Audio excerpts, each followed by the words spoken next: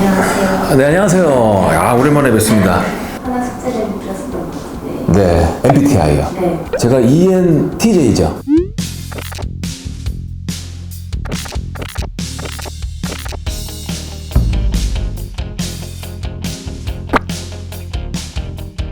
저에 대한 평가가 너무 많이 떨어져가지고 제가 NTJ라고 그러거든요. 보니까 사업가형으로 나옵니다. 아, 너무 정확한데? 성격 유형이 소득에 미치는 영향 가장 높게 나오는 게 NTJ. 전에요 또. 나 이거. 두 번째가 ESTJ입니다. 3등이 ESTP. E로 시작하네. 그러니까 외향적인 분이 돈을 더 잘 벌 확률이 높다. 이니셜 T가 또 다 공통적으로 들어가 있네요. 되게 과학적인데 이거? I like this. 그리고 최저소득자는 INFP. 여기에 해당되신다고 기분 나빠하지 마세요. 단점을 알려주잖아요. 감출 수만 있다면 외향적인 사람이 되고 현실적인 사람이 될 수 있는 거거든요. NTJ가 그런 거 제일 잘하고. 척하는 거. NTJ요? 아, 저예요 그게? 아, 그래서 내가 이런 말을 하는 거구나. 척하는 거. 사실 저는 정말 척하는 걸 잘해요. 그래서 카멜레온처럼 딱 변해요. 전에. 그러면 저는 어떻게 보면은 진실이 없는 사람이에요. 100개 정도 되는 주요 스타트업 창업자 또는 CEO의 MBTI 유형을 보니까 가장 많았던 유형이 NTJ고요. 그 다음이 NTP입니다. 그리고 NFP. 재미난 점이 있다고 나오는데 상당수는 창업 초기에는 NTJ가 아니었다는 거예요. 내가 높은 자리에 올라가서 그 자리에 앉으면서 나의 어떤 사고 방식이라든지 나의 마음가짐이 달라지는 거죠. I like this. 특별한 분을 보시고 앤디님의 투자 성향도 함께 알아보는 시간을 가져보려고 하는데요. 네. 예, 어서 오십시오. 예. 처음 뵙거든요. 저는 MBTI 신봉자입니다. MBTI 신봉자? 네, 저에게 사람을 판단하는 데 있어서 80% 정도는 차지하고 있다라고. 그럼 혹시 결혼은 하셨나요? 미혼입니다. 혹시 애인 여자친구분 계시나요? 없습니다. 없습니까? 네. 아니 그렇게 자기 자신을 아는데. 제가 또 소개팅을 싫어하는 유형의 MBTI. 싫어하세요? 펀팅은요? 무서워합니다. 돈을 벌 수 있는 투자에 있어서도 MBTI 성향 같은 게 있나요? 아무래도 NTJ가 투자 쪽으로는 좀 분석을 잘하고 투자에 좀 성공할 확률이 높다라고 제가 알고 있고요. 저 같은 성격, 이제 가운데 NF가 들어가는 성격이 약간 무지성 투자도 좀 있고, 네. 그렇기 때문에 좀 실패할 확률이 높은. 투자 성향을 알고 계시는데 성공률 괜찮나요? 코인 같은 경우도 이제 뭐 마이너스 30% 이상을 넘어가는. 네. 주식도 마찬가지. 저는 이런 주의예요. 입지는 절대 배신하지 않는다. 안전도 깔고 가는 거예요, 투자에. 너무나 큰 수익을 단기간에 올리려고 하지 않는 모습이 들어가 있어요. 빠지는 부분도 적게 빠지고 싶어서 그런 겁니다. 그러니까 결과론적으로는 승자가 되고 싶은 거예요. 저 같은 경우는 누군가가 이거 좋다더라. 그럼 바로 이제 투자를 하는 스타일이라서 수익률이 엉망입니다. 이분이 우리가 이제 80년대로 거슬러 올라가시면은 그때 한창 집안 말아먹은 분들이 계세요. 연대보증 쳐가지고 유형이 이분 유형이시네. 그죠?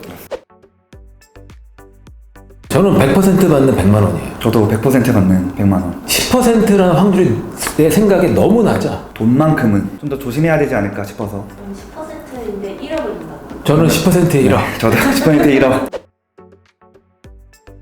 그 친구 말 들을 때는 고맙다 그러고 저는 무조건 내 의지대로 내가 분석해서 사든지 말든지 합니다. 저는 바로 계약서 쓸 것 같습니다. 네, 누가 좋다라고 할 경우에 마음이 움직이더라고요. 그러니까 이런 분들은 유혹에 빠질 수밖에 없어. 왜냐하면 처음부터 이분들한테 딱 그렇게 투자 권한 사람은 없어요.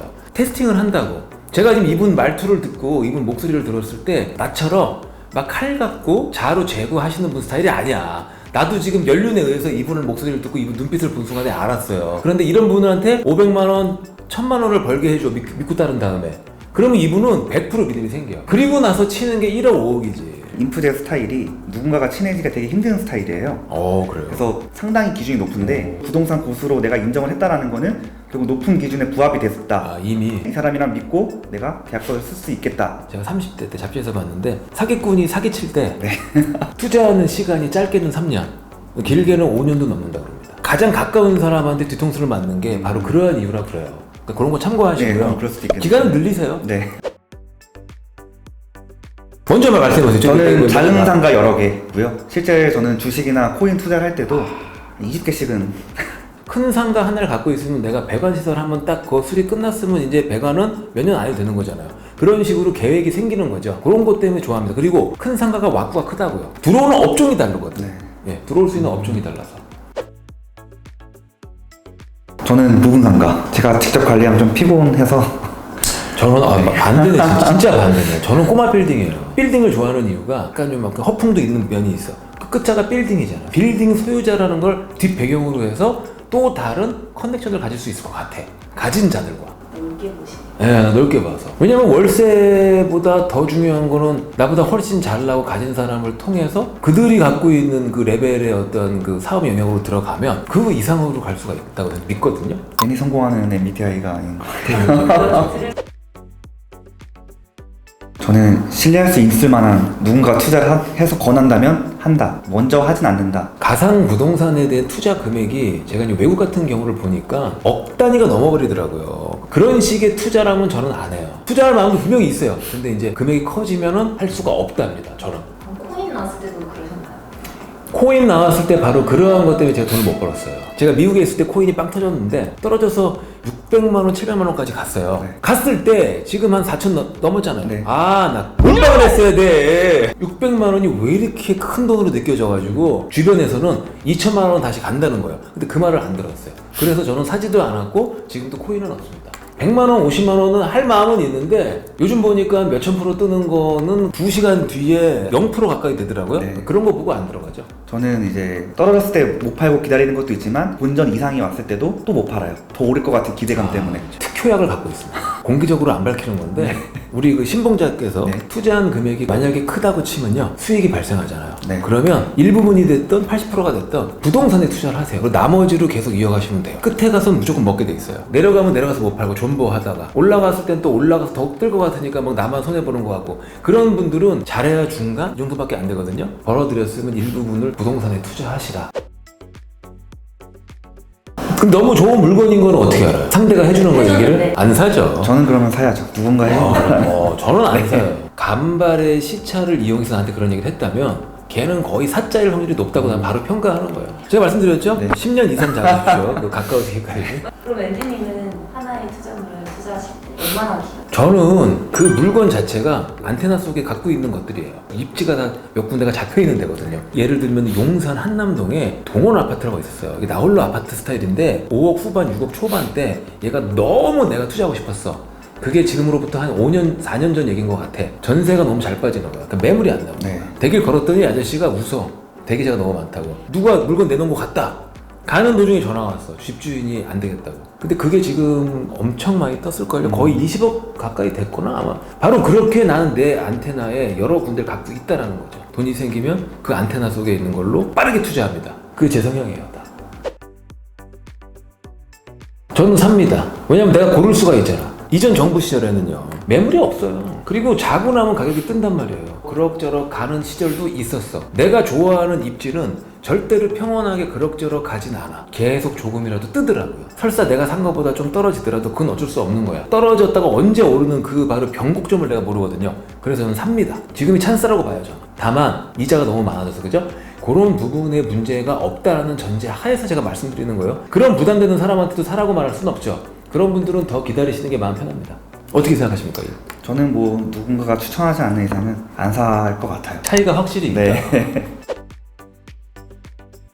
주식 코인 위주로 하고요. 거기서 이제 돈을 불려서 부동산을 투자하고 싶은 게 이제 저의 소망입니다. 저는 일단 1억을 정기적금에 넣어놔요. 왜냐하면 1억으로 부동산 투자하긴 사실 현실적으로 돈 벌만한 것들을 접근하기가 어려워. 적금을 둔 이유는 1억은 내가 딴 걸로 잃고 싶지 않아. 조금이라도 내가 다른 노력과 다른 사업을 통해서 몇 억을 더 벌어서 부동산 투자를 또 하고 싶습니다. 코인하고 주식에 1억을 넣고 싶은 마음이 들지 않는 이유는 1000, 2000 정도면 주식을 하니까 주식에 넣을 것 같아. 근데 1억은 막강한 돈이라고 저는 봐요. 그 돈은 주식으로 넣어서 까먹고 싶지 않다. 조금이라도 그런 생각이 듭니다. 저는 신도시 신축 아파트, 저는 신을 너무 좋아해요. 이제 일산 신도시 때부터도 저 살았었는데 뭐 향후 가치를 떠나서 저는 새거가 좋습니다. 저는 이제 경기도 지역도 여러 지역이 있잖아요. 경기 북부권은 사실 지금도 좀 소외된 부분이 많이 있거든요. 광교 이런 데는 가고 싶어. 근데 그게 아니라면 저는 인서울 합니다. 인서울은 인서울이에요. 왜 인서울은 인서울이냐? 준 공무원의 그 직종을 뽑을 경우가 있어요. 서울시에 사는 거주민을 대상으로 뽑고 전입신고한 사람 대상 그러한 혜택도 있는 거예요. 근데 그건 작은 혜택이지만 더 나아가서는 서울 시민으로서의 큰 혜택이 있을 수 있다는 거죠. I like this. 우리 신봉자님은 투자에 조심하셔야 돼요. 정성을 다하면 되게 좋은 친구가 될 것 같은 느낌이 들어요. 그래서 이분은 오히려 조심해야 되고, 저는 안 그렇거든요. 저는 친한 친구도 그래요. 너 차갑냐고. 착한 모습이 많이 비춰지기 때문에 조심해라 라는 말씀을 드리고 싶습니다. 이게 분석도 잘하시고 이런 면이 있어서 추천해 주시면 하나 살 것 같아요. 하나만 딱 추천해 드릴까요? 네. 강남으로 들어와라. 강남 논현동 신사동 쪽에 우리 빌라 밀집 지역이 있어요. 네. 준 아파트급의 대우를 받아요. 상대적으로 좋은 금액으로 좋은 평수에 살 수도 있고, 아파트가 뜨는 것만큼 안 뜨겠지 당연히. 하지만 수익률이 절대 나쁘지 않다. 빌라로 수익 나는 거는 사실 재개발 말고 쉽지 않거든요. 근데 강남은 재개발이 아니더라도 많이 나오고 괜찮더라. 사주팔자 아무리 사주쟁이가 알려줘도 그 뜻대로 되게 어렵죠. 제가 MBTI 종교라고는 했지만 그 위의 종교는 돈이라고 생각을 합니다. 자기 성향이 뭐니까 난 망할 거다라는 생각보다는 본인이 잘 분석하고 중심을 잡고 잘 투자를 해야 되지 않을까. 정확한 표현이신 것 같아요. 단점을 커버 플레이 하면서 투자를 하시면은 성공할 수 있다고 보고요. 그것도 힘들다. 앤디 말대로 입지로만 가면 된다. 실패할 이유가 없다는 말씀을 드리고 싶습니다. 오늘 영상도 좋으셨다면 구독, 좋아요, 알림 버튼까지 부탁드리겠습니다.